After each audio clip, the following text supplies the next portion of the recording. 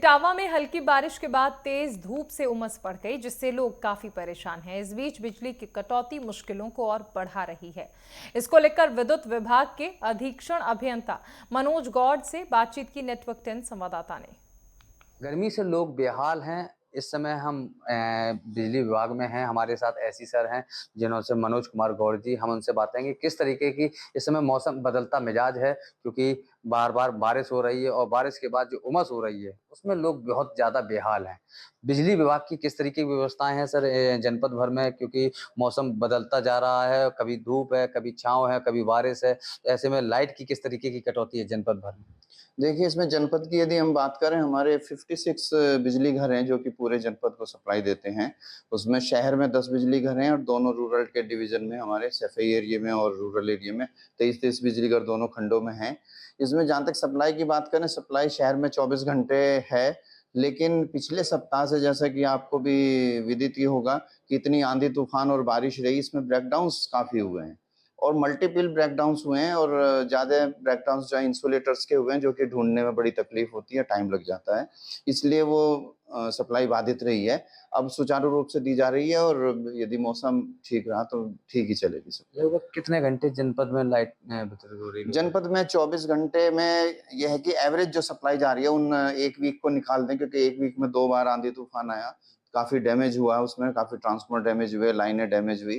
तो अब जैसे हम दे रहे हैं कि तो इसमें हमारी साढ़े 23 घंटे एवरेज सप्लाई फिलहाल चल रही है। शहरी क्षेत्र में कितनी लाइट सप्लाई हो रही है, ग्रामीण क्षेत्र में किस? शहरी क्षेत्र में साढ़े 23 घंटे हमारी सप्लाई एवरेज जारी है और ग्रामीण क्षेत्रों में जो 18 घंटे की है, वो साढ़े 17 घंटे हमारी जारी है। तो हमारे साथ ऐसे सर हैं जो कि मनोज कुमार गौड़, जो कि बराबर कह रहे हैं कि हम पूरा प्रयास कर रहे हैं कि लोगों को अच्छी तरीके से बिजली सप्लाई मिल सके। और जो 23 घंटे की बात कर रहे हैं कि 23 घंटे सप्लाई शहरी क्षेत्र में लगातार 23 घंटे सप्लाई हो रही है और ग्रामीण क्षेत्र में 18 घंटे बिजली की सप्लाई दी जा रही है। अगर कहीं कोई फॉल्ट आता है या किसी आंधी तूफान से अगर लाइट ब्रेक होती है तो ही भले ही कुछ कटौती हो जाए, अन्यथा विद्युत विभाग हमेशा उपभोक्ताओं की सेवा में तत्पर है। अजय कुमार बाथम, नेटवर्क 10 इटावा।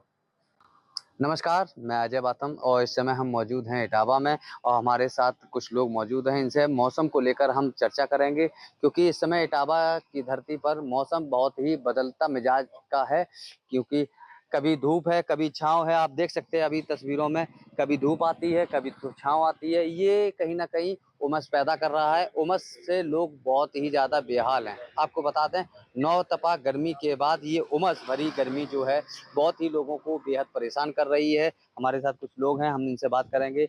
क्या नाम है? मेरा अवनीश त्रिपाठी नाम है, यहीं रहता हूँ मैं तो। अवनीश जी, इस समय जो माहौल है गर्मी का, उसको कैसे देखते हैं?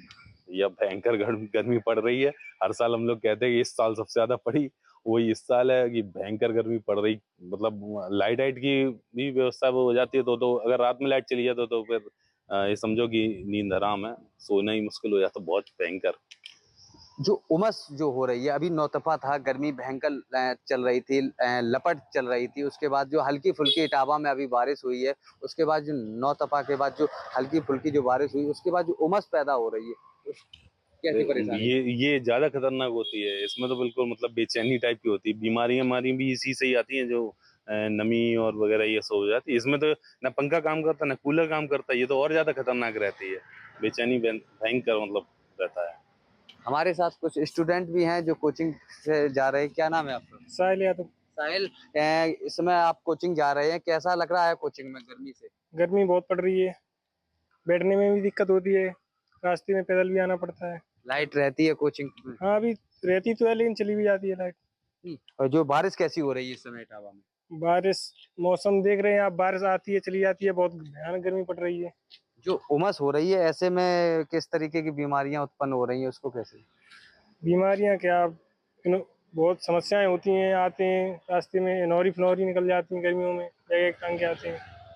तो बिल्कुल जिस तरीके से जो बीमारियां आ रही हैं हमारे इटावा में, जो कि तापमान है 34 डिग्री से ऊपर है और उमस से लोग बहुत ही ज़्यादा बेहाल हैं और बहुत ही ज़्यादा परेशान हैं। बारिश, हल्की फुल्की बारिश होती है और उससे जो उमस पैदा हो रही है वो बहुत ही घातक है, जिसके बाद लोग यहाँ पर बीमारियां उत्पन्न हो रही हैं उमस से। तमाम जो हॉस्पिटल हैं, क्लिनिक हैं, जहाँ पर मरीजों की संख्या दिन प्रतिदिन बढ़ती जा रही है। मैं अजय कुमार बाथम, नेटवर्क 10 इटावा।